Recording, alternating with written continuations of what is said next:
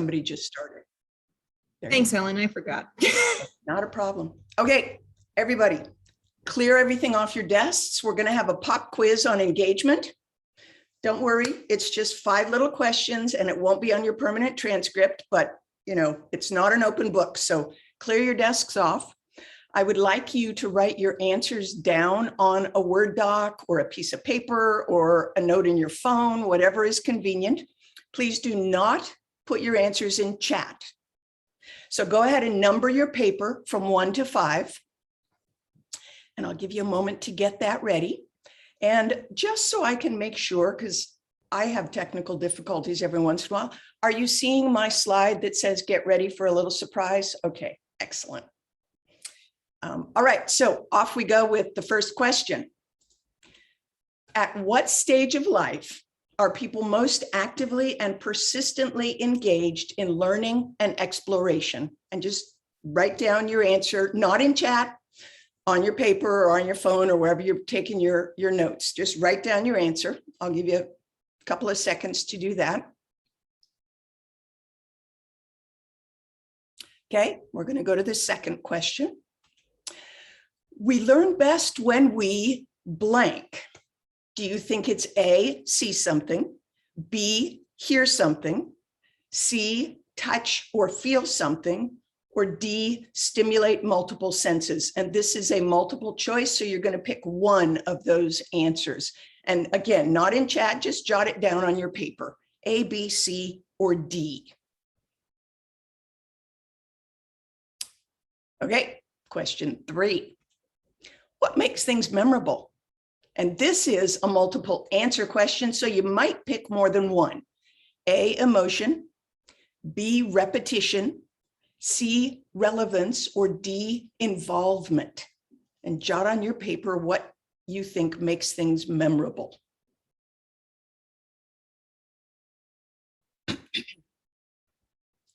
All right, moving on to 4. Jean Piaget, who is a developmental and cognitive psychologist, said, blank is the answer to how anything new comes about. Do you think it's A, listening, B, play, C, study, or D, ambition?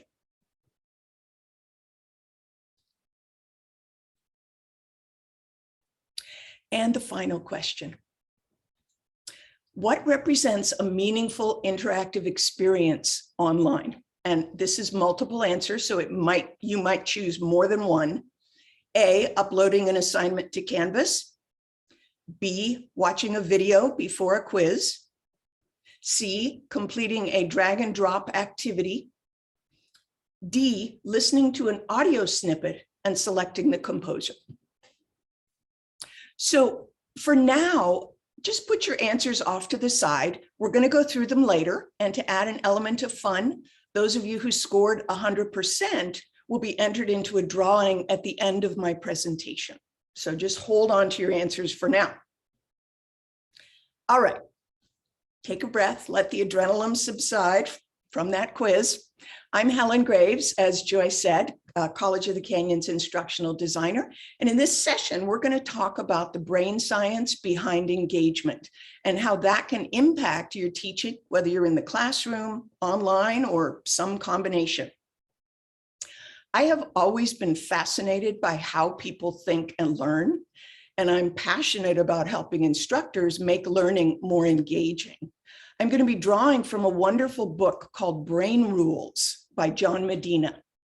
In it, he proposes the thesis that if we wanted to create an environment diametrically opposed to how the brain learns best, we would create something very much like a classroom. That's kind of a scary thought, isn't it?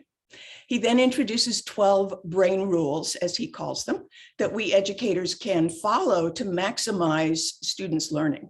I'm going to be talking about 5 of the rules that I think are particularly germane to learning, whether you teach face-to-face, online, or hybrid. By the end of our time, you're going to be better able to apply current neuroscience research regarding how people learn and create a deeper level of engagement in your courses. As you may have already guessed, this is not going to be one of those sessions where you just sit back and listen. Since our topic is engagement, it seems appropriate that I should ask you to engage with me in the content. So I will. Let's get engaged, shall we? Anybody know what happens in your brain when you learn something new?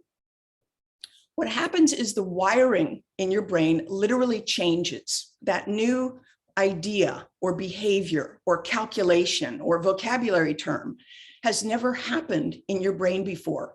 So there's no neural pathway for it to follow. A new pathway has to be created. Most of us assume every brain is the same, but neuroscience is now telling us that isn't the case at all. Because we are constantly learning in one form or another, our brains are constantly rewiring, reorganizing, and restructuring. And these changes are unique to every individual, even when they're experiencing the same learning environment. Why is that important? Because if every brain is wired differently, it follows then that every brain learns and comprehends differently. Instead of taking a one-size-fits-all approach to teaching, it makes sense to vary your content delivery in order to accommodate these differences, at least to some degree, that universal design that Joy mentioned earlier. Even better, you can give your learners options. And I want to show you one example of how you might do that when it comes to presenting content. And this is shared with permission from Suzanne Joachim of Butte College. She provides a study guide and a worksheet for her students to focus their attention as they prepare for the quiz. And so for the learning material, she offers 2 different text options, as well as a number of videos. Students are given the goal of being able to answer the questions that are on the study guide as preparation for the quiz. They get to choose which learning materials to use in order to accomplish that. So giving choice with learning materials supports learning differences. Another way to acknowledge that brains are wired differently is to offer choice in how students demonstrate their mastery. So you can use a variety of evaluation methods. And I know the keynote earlier was talking about that. Instead of a traditional exam, you could encourage students to show their knowledge and skills with essays, projects, portfolios, simulations, demonstrations. Instead of having everyone do the same assignment, you could give them the option to choose between, say, a poster presentation or a research report or creating a Spark video. You can even have them tell you how they'll demonstrate mastery. You give them the evaluative criteria, and then let those that want to come up with an evaluation method with your approval. And that is part of the universal design for learning principle of multiple means of action. So here's one of the times where I'm going to get your involvement going on. So just take a moment to reflect. What's one way you might adjust one of your assignments or assessments to provide choice? I'm going to provide actually a full minute for you to think about it and jot down your idea on paper. I want you to leave today with some actionable ideas. So just think for a moment. I'll give you some time and I won't be talking so you can think and jot down your idea on paper, and then we'll come back in about a minute.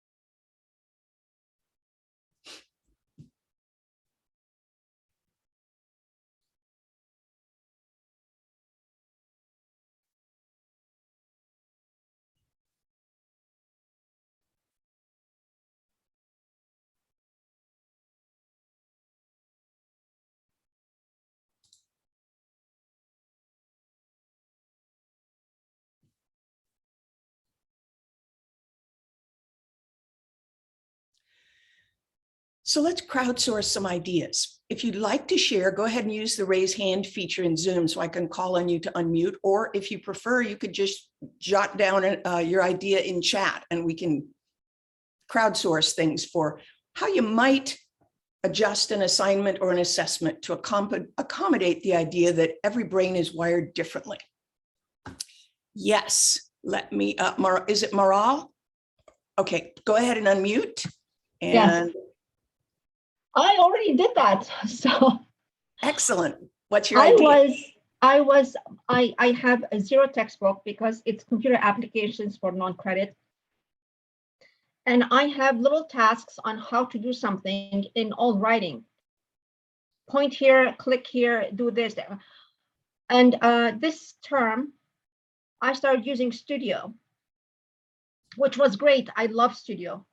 So instead of actually writing down, I made little snippets. It's like less than 1 minute. I point and I click. And today, one of my students who has been extremely quiet most of the time, and I know her from 1 year ago, she started being extremely talkative and saying how much it helped her. And then she asked if I could actually make these little videos downloadable so that she can keep them even when the class was over. I'm like, okay, so we accomplished something. So Studio worked for me. Great, excellent. So combining the text with the video was effective. Thank you. Anyone else want to share? I had an idea. I guess it depends on the assignment, but maybe allowing students to submit their work either as written, verbal, or maybe in graphic form, whichever method of communication is more efficient for them. Great idea, Jason. Thanks. Anyone else have an idea before we go on to the next brain rule? I was kind of following the same thought as Jason, in that instead of the boring, quick quiz to make sure they answered questions or whatnot. I like your quiz, Helen, by the way, because it was all different. And I picked up on that, but maybe a short 30-second video clip of them having to answer, certain questions. Right.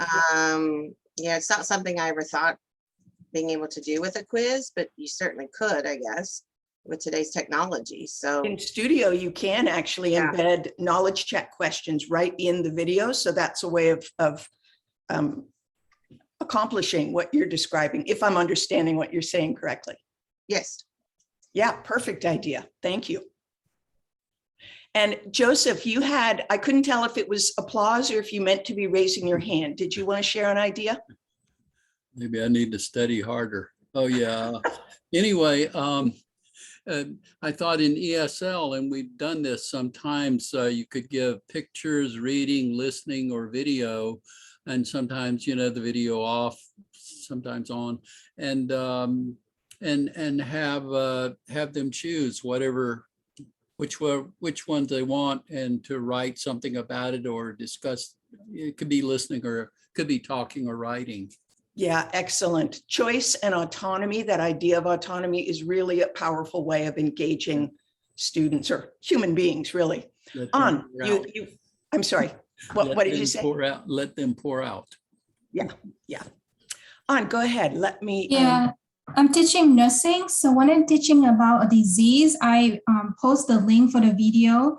I give them the student the PowerPoint, the worksheet, and also the study questions, right? Yeah. But then when I come to class, I do the concept map with the student participation. And then for the assessment, I just give out the scenarios so the student can apply that disease and how to care for the patient.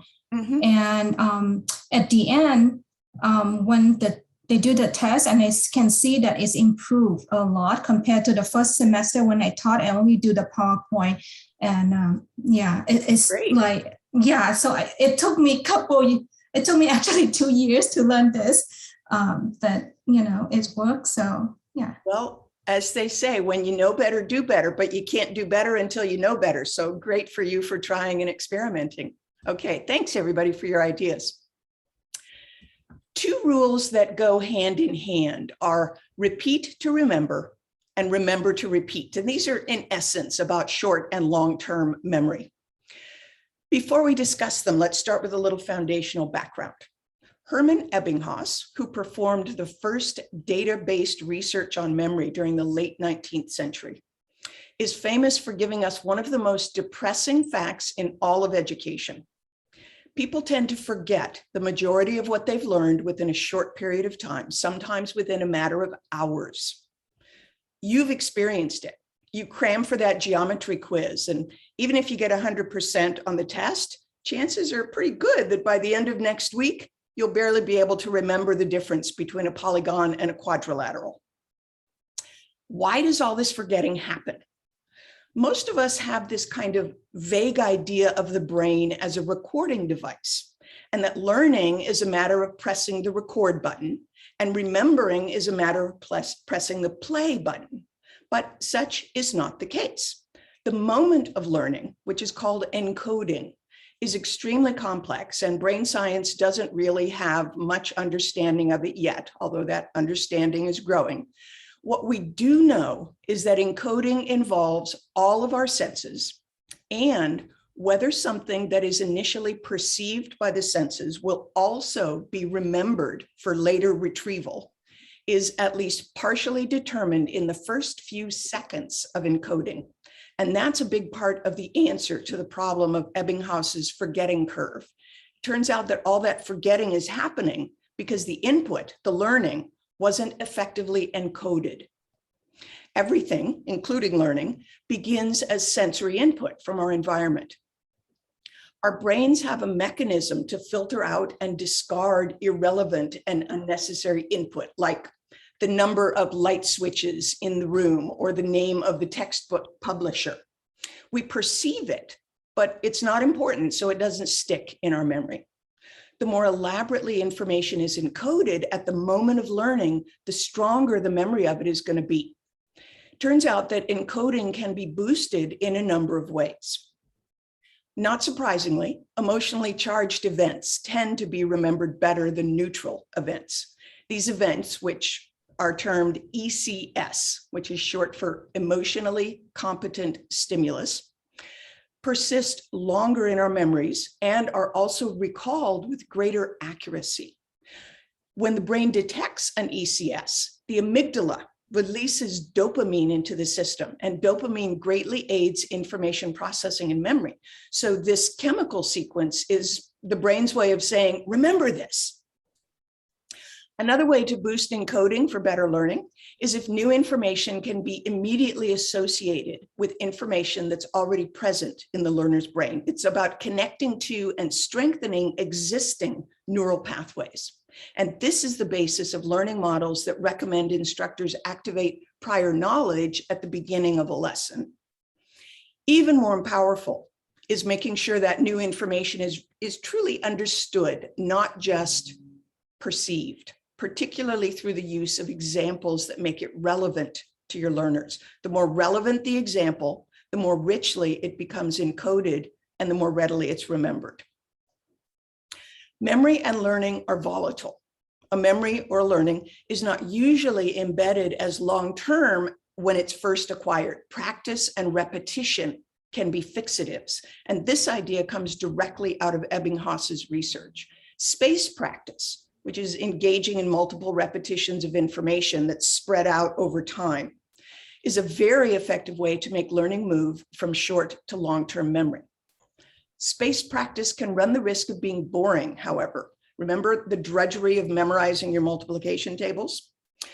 But that means that the brain can go into a sort of screensaver mode where it's not really paying attention. So keeping the brain awake is important in leveraging this value of repetition. Strategies like humor, surprise, movement, music, any kind of method that's going to create freshness will help keep the brain engaged and alert while it's doing these spaced practice repetitions. Another fascinating application of this idea is the idea that the retrieval of learning is usually strengthened by replicating the conditions surrounding the initial encoding. You improve the chances of remembering something if you reproduce the environment or the context in which you first put it into your brain. This has been called context or state-dependent learning. In other words, research has found that if I'm chewing gum when I learn something, chewing gum at the time I need to use that information is going to make it more likely I will remember it. That just floors me. In an educational context, this might show up as simply as making sure an oral exam is studied for orally rather than by looking at written material. Or instead of multiple choice tests, create authentic assessments that mimic the actual application or environment of the information as you learned about in the earlier keynote. So bottom line, to make long-term memory or learning more reliable, you want to engage emotion, connect new information with existing knowledge, incorporate information gradually, and repeat it at regular intervals. So another reflection.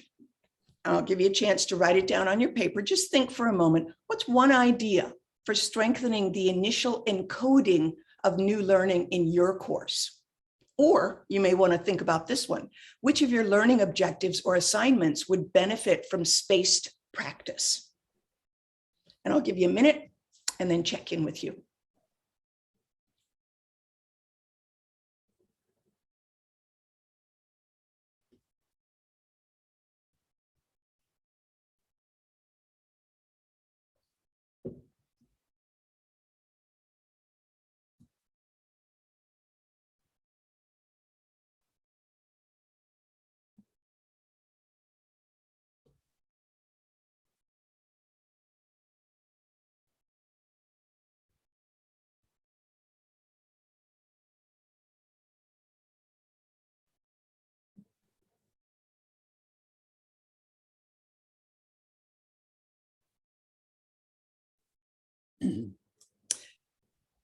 Again, let's do a little crowdsourcing. You can either raise your hand to unmute, or if you want to put your idea in chat, what idea came up for you around either boosting encoding or which topic could benefit from spaced practice?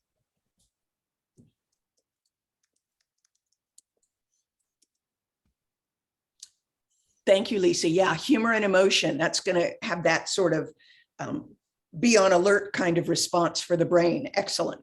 And for history, it's a really good way, I think, to make it come a little more alive. Yeah, absolutely. Make it more relevant, that idea of relevance. Perfect. Who's got another idea?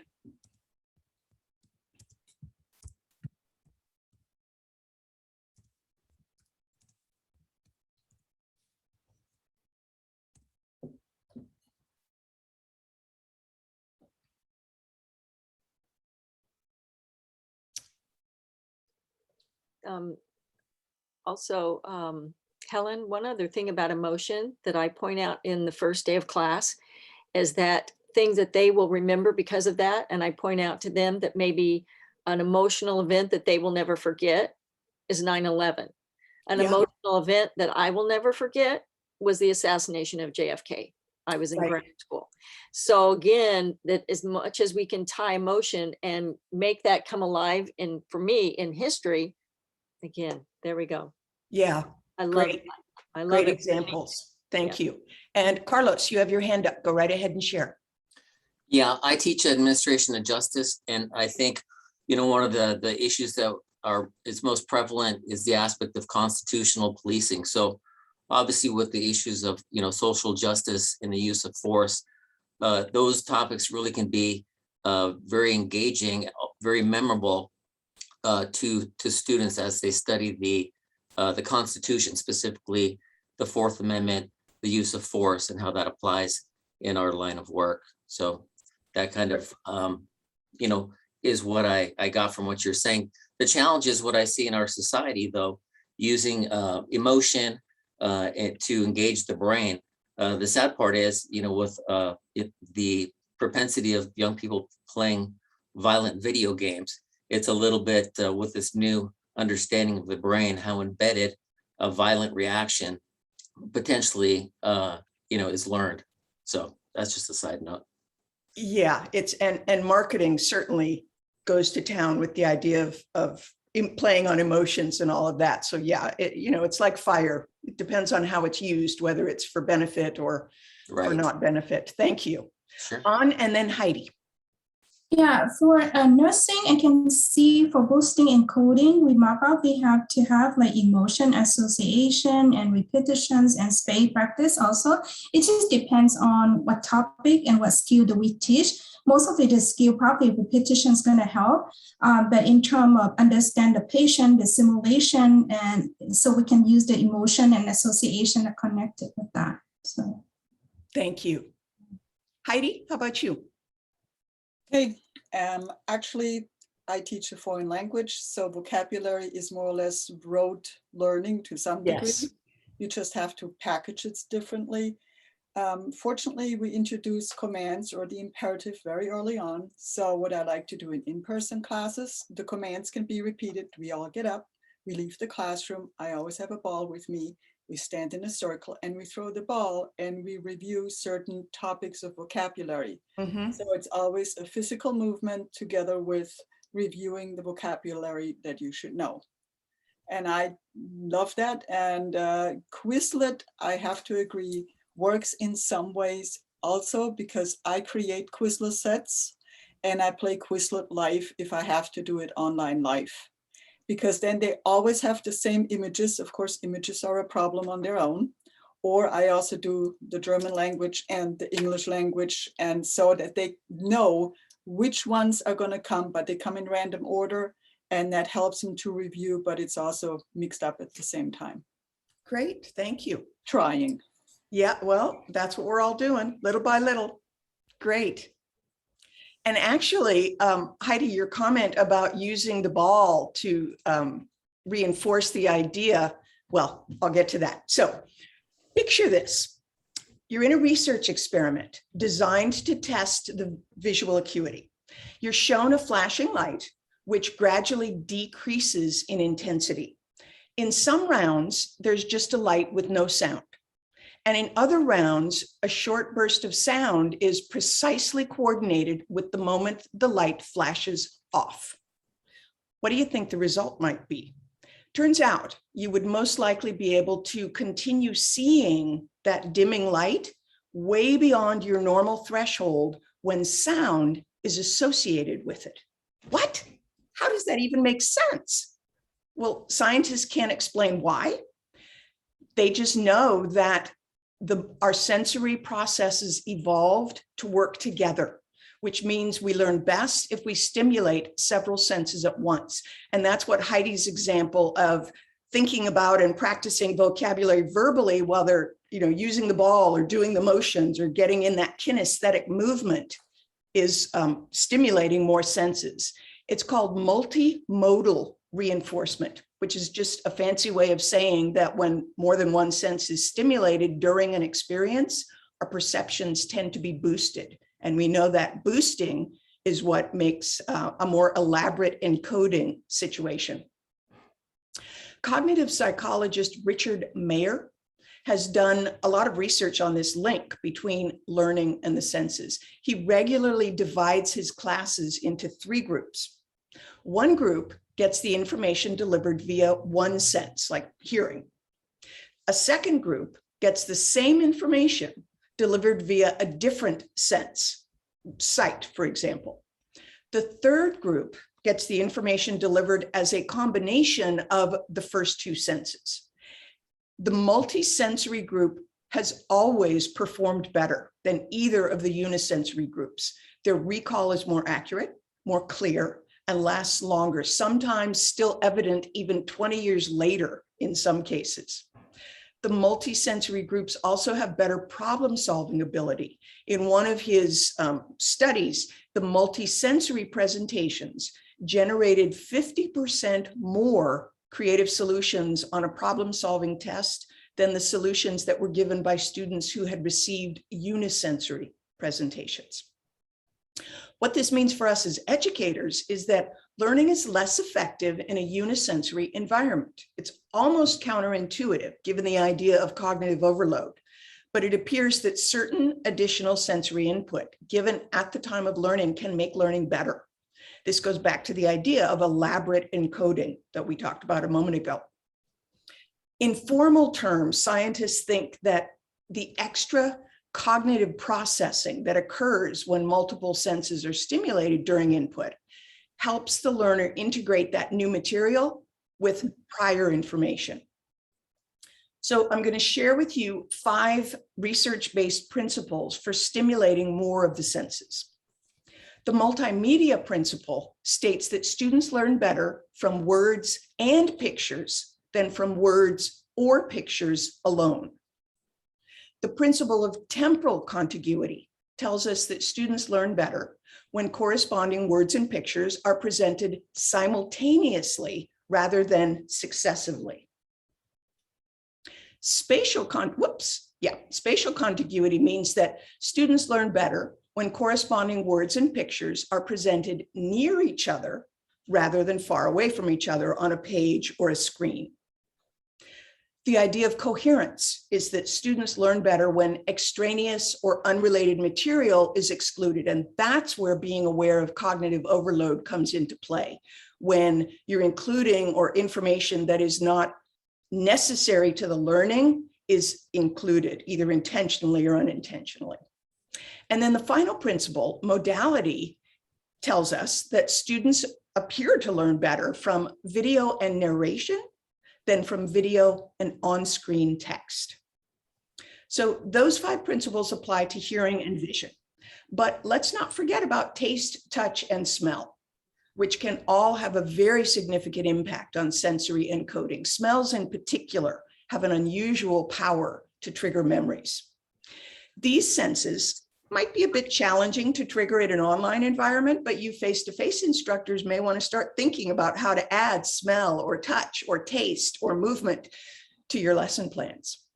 The impact appears to be most robust when the additional sensory input is congruent with the learning experience. For example, if you're using smell to augment the performance of students who are going to be taking a test after watching a movie, you'll get best results if the smell you use during the movie and then again during the test is popcorn rather than gasoline or something else that has nothing to do with the movies. So what does this idea of stimulating more senses look like in your teaching? So here's one idea, and then we're going to give you a moment to think about it for your specific context. What if you combine the idea of repeat to remember with the idea of stimulating more senses? So you could introduce information as a multi-sensory experience and then repeat not only the information, but one of the presentation modes. So the first repetition is visual. The second repetition is auditory. The third repetition is kinesthetic, something like that. So pick one of your topics, content topics in one of your courses. What's one way you could move beyond what might be a fairly unisensory presentation of content and stimulate more senses? And just let your mind get creative. Jot it down on your paper. I'll give you about a minute to think about it.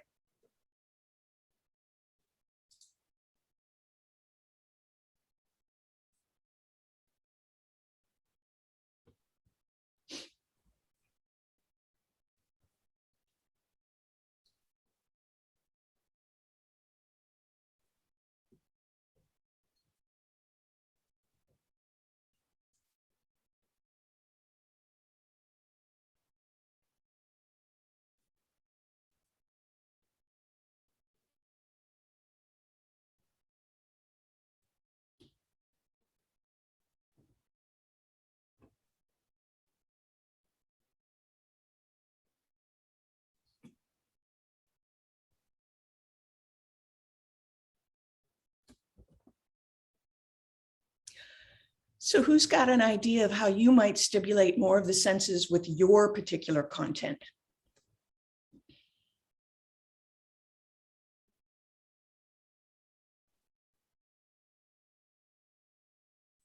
Hi, Helen, this is Tamara. Hi. Hi, I teach communication studies, and in almost every course we teach nonverbals, which is part of the senses anyway. But one thing I have them do is not only look at the nonverbal reaction or the movement, or if we're doing kinesthetics or something like that, but it's to provide a sound with it as well. And then also create a story or what's happening in, between the conversation of two people when they might see that nonverbal occur. Great. So you're really getting a lot going on. It. We're not talking about narrative in this particular presentation, but it is definitely a very powerful way of getting human beings to connect with each other as well as with information and deepening their understanding. So that sounds like a great application. Thank you. Joseph, go right ahead. Yeah, there's another, it's an old book called Sounds Intriguing. And it has sound elements in it. And then the students in groups have to each one decide what kind of pantomime to do to it. Great. Very simple, but interesting. And I see some things coming in chat, and there were last time, and I forgot to mention them. So lovely. Sorry, got distracted by that. I don't know that the PowerPoint will be useful because I don't really have a lot of information on it, but we can talk about that after. So yeah. Anyone else have an idea you want to share about stimulating more of the senses in your learning experiences with students? Perhaps role playing, again, something more specific to history, perhaps, or literature. Absolutely. So lecture, I show reinforcing videos that are about topics because for visual learners, but to add role play, I have had them do things that were where they had to write about being a person, choose a person. You can be anyone from any colony. Tell me your experience in the revolution or your experience in the Civil War. Great. That's, yeah, it makes it relevant, brings in a lot of different aspects. Thank you. Okay, check-in time. We're doing good. So our fifth brain rule is, and if you've ever attended one of my webinars, you've heard me say it before, people don't pay attention to boring things. And if you're not paying attention, you're certainly not learning. I've saved this rule for last because it is probably the most important rule to implement. Better attention always equals better learning. And this is true for every academic category in which it's ever been tested. If we want students to pay attention to what we're teaching them, we have to make learning interesting, even fun. In my teacher training, these many years ago, we were taught that telling ain't teaching. And there's a direct correlation between student engagement and the comprehension, retention, and application of content. Information has to catch our attention in some way before we're going to process, remember, and use it. So let's do an experiment to demonstrate this difference between telling and teaching. Imagine in your mind's eye a lemon. And you may want to close your eyes if that feels comfortable so you aren't distracted by your surroundings. Imagine a lemon that is yellow, ripe, juicy.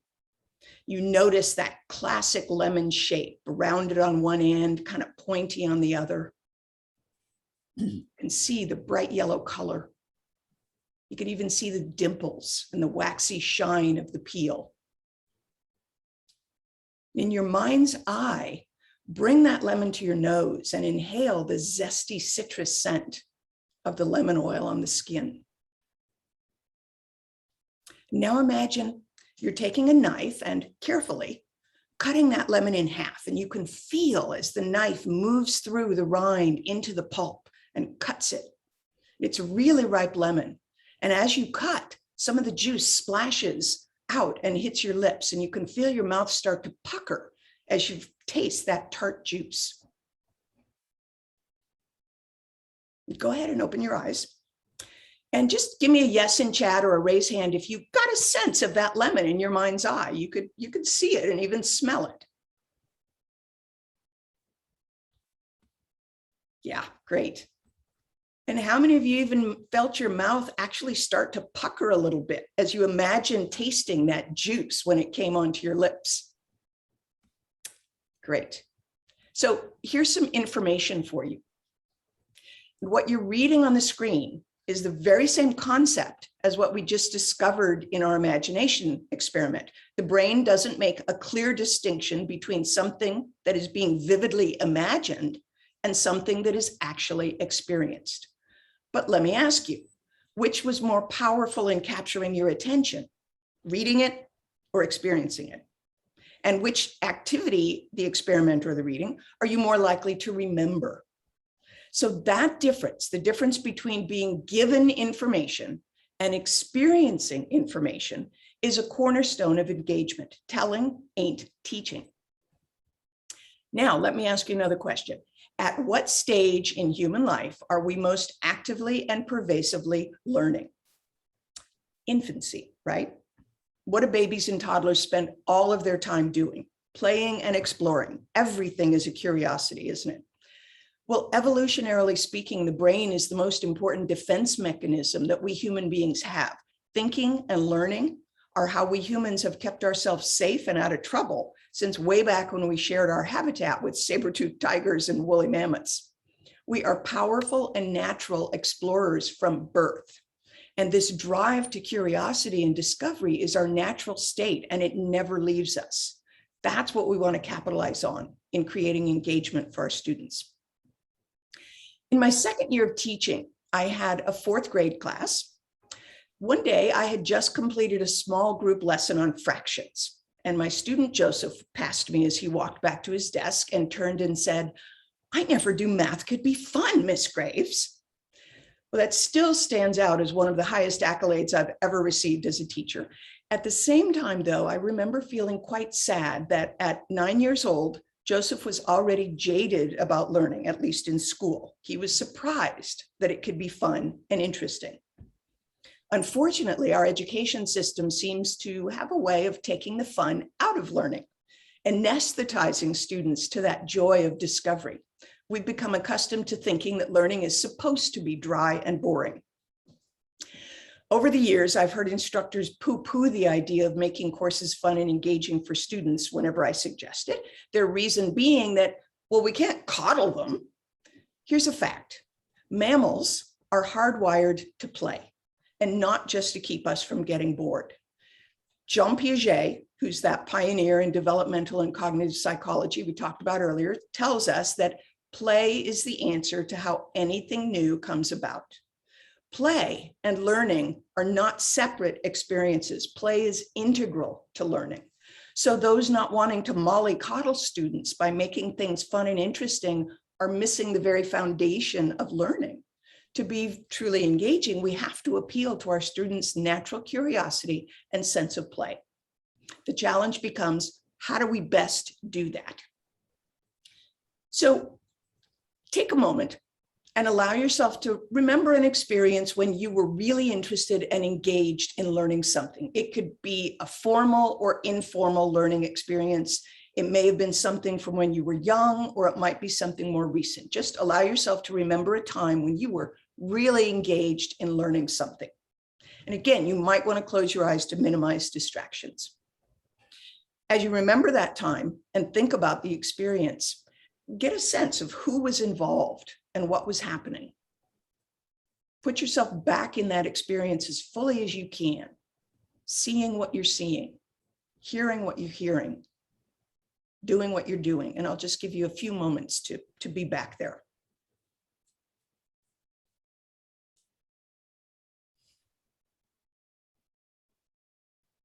As you remember that time, ask yourself, what was it about the experience that made it so engaging?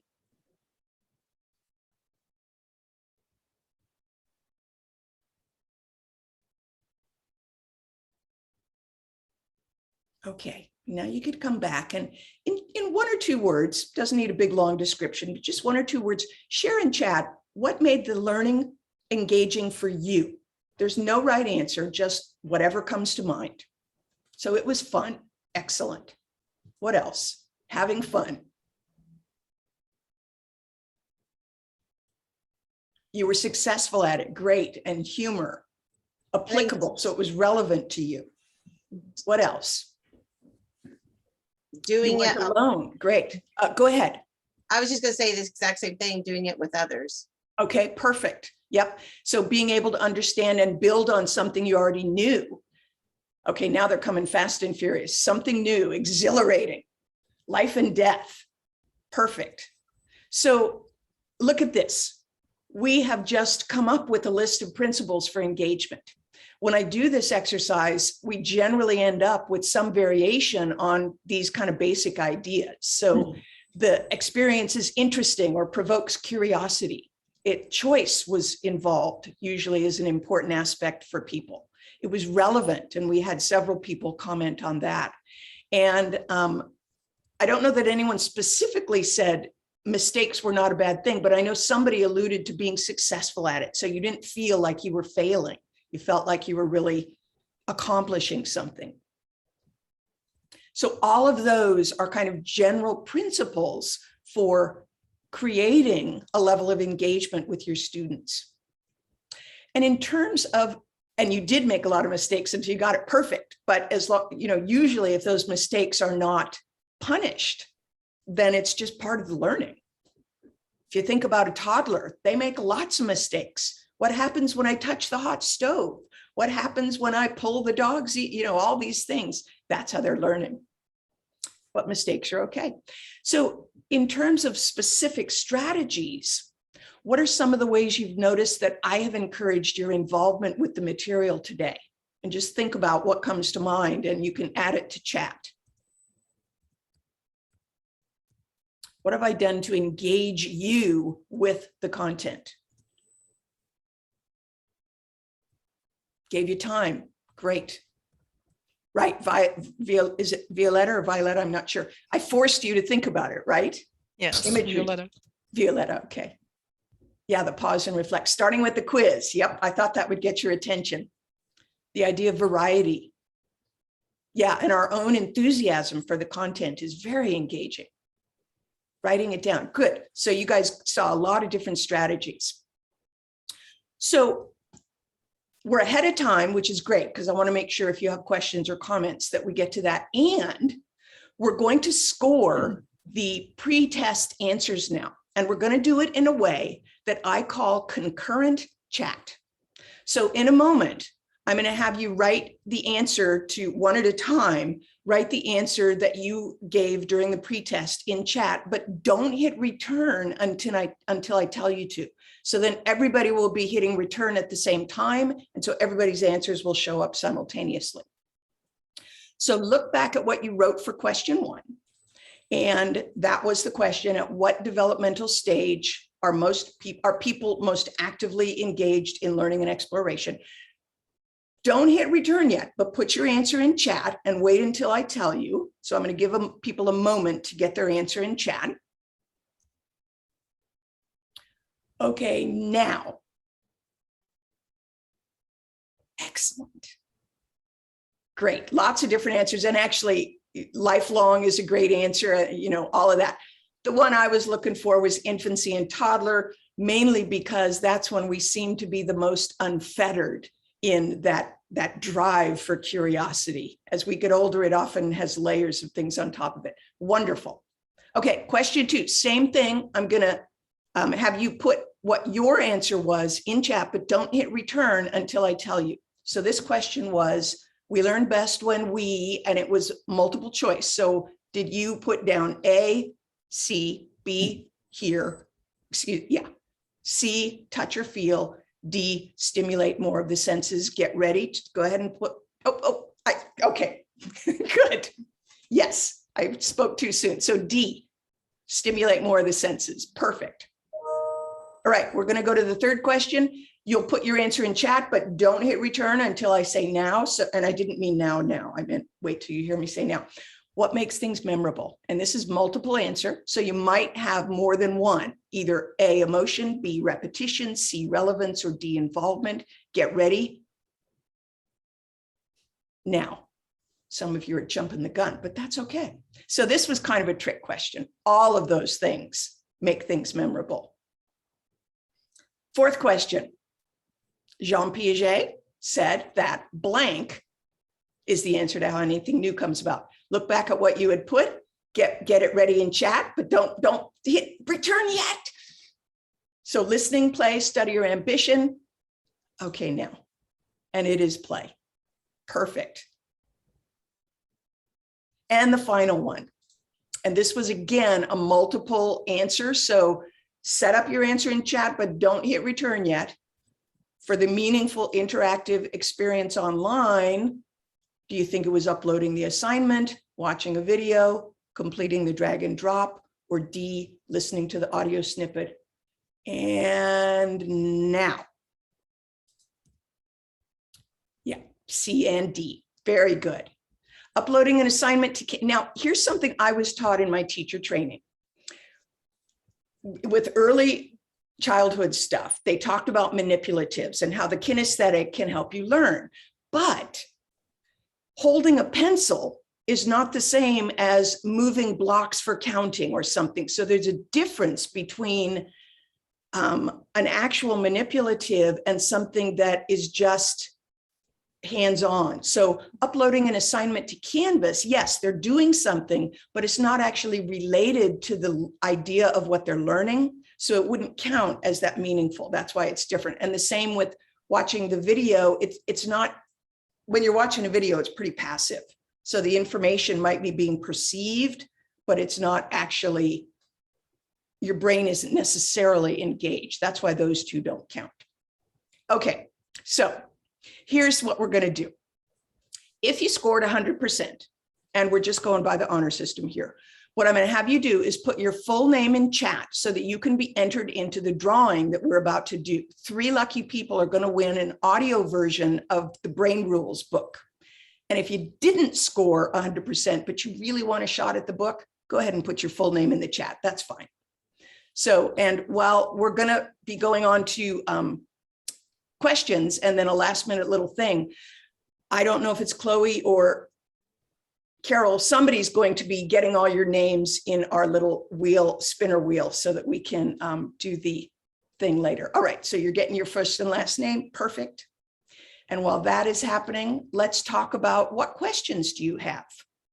You can either use the raised hand feature in Zoom, so I can ask you to unmute, or you can put your question in chat, although probably talking is better since they're looking for the names in chat. Who's got a question or a comment, you know, something that occurred to you as we were talking that you would like to mention? Yes, Cindy, go right ahead. I just wanted to share the quote that I put in the chat. One of my favorite early childhood advocates, Bev Voss, said, if it's not in the body, it can't be in the brain. So I think that that was really articulated, and play is a part of how you integrate things into your body, and that gets into your brain. Great, thank you. And I know somebody, and I missed it, it was earlier on, had recommended another book title. So thank you for adding that to the chat. Any questions or other comments?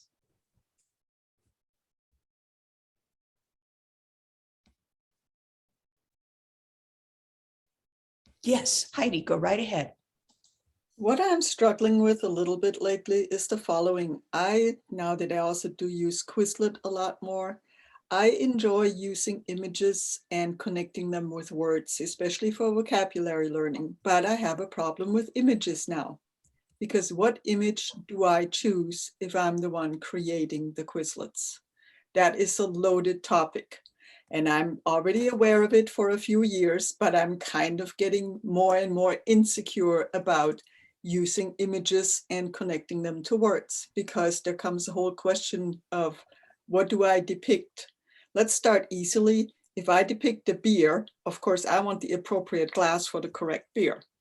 That's not a big problem, but there are other words where you're going to have a lot of things to consider. What picture do I use with a noun or even an adjective? And that's where I'm kind of starting to feel insecure what a good solution is, or whether that is such a great way of actually even teaching vocabulary. I know it's specific, but I'm puzzling about it. And so when you say in terms of having trouble deciding on the picture, what is the hurdle? That is it because somebody else might not think of the same word when they look at it? Yeah. Yeah, So and also you connect, or you teach the word human being, Right. and you want to have a singular depiction of it. What do you choose? Right. Yeah. So who has I have a thought, but I want to crowdsource again, because we got a lot of brilliant minds going on here. Who's got an idea that comes to mind around this idea of using images that might not immediately call forth the same vocabulary term as what the instructor is trying to do? How about a brain for human beings? So try different images. Mhm. Something that's on everyone. Yeah. And another way you could do it is think of it as a toolbox. That's not the best analogy, but think of it as multimodal. So images is one way of reinforcing vocabulary, but maybe text is a good way for, and audio, and so that they're getting it in multiple ways. So the image isn't, you're not relying as heavily on the image to do that heavy lifting for you. It's just part of your bag of tricks, if you will. Anybody else have an idea? Carlos, do you have an idea for Heidi, or do you have a different question? No, it was a different comment. So Okay, hold on one second. Anybody else have another suggestion for Heidi, or just the idea of what do I do if my student's brain doesn't work the way my brain works? It's not even only whether it doesn't work the way my brain works, but it's also like what we had with the cultural capital that Right, we all come with. exactly. Yeah, That's where my problem comes in. yeah, I am sure that I don't want to be biased. I'm trying to check myself as much as I can, but there is always only so far how you step out of your own skin. right. And will be influenced by your cultural baggage. Yeah, absolutely. So, yeah. Well, your awareness is a great first step. And I don't know that there's a single answer, but thanks for bringing up the question, because that's the way we do better, is by starting to ponder just the idea of it. So thank you for your courage. Yeah, Heidi, I just wanted to piggyback on what Helen said, that, when we examine our biases, then we can actually bring them to surface. So that's what you're doing. So applaud yourself. That's awesome. Thanks. Yeah. Okay, Carlos, your comment? Oh yeah, so the only comment was when we were talking about uploading assignments into Canvas, how that's not part of the learning process, but I would say, well, unless you're teaching them Canvas, and then it would be, of course. yeah, that's what I was saying. Part of some of my course requirements is that they use either templates, and if they don't have Word, they can take a picture on a handwritten assignment and upload it into Canvas. So I look at sharing with them the multiple options and the variety of them using those assignment responses is building digital literacy for them at a later time. So in one way, it's not topic specific learning, but it would be expanding their digital literacy. Right. And their autonomy and choice. So yes, absolutely. Yeah. That's all. Thank you. Any other questions or comments?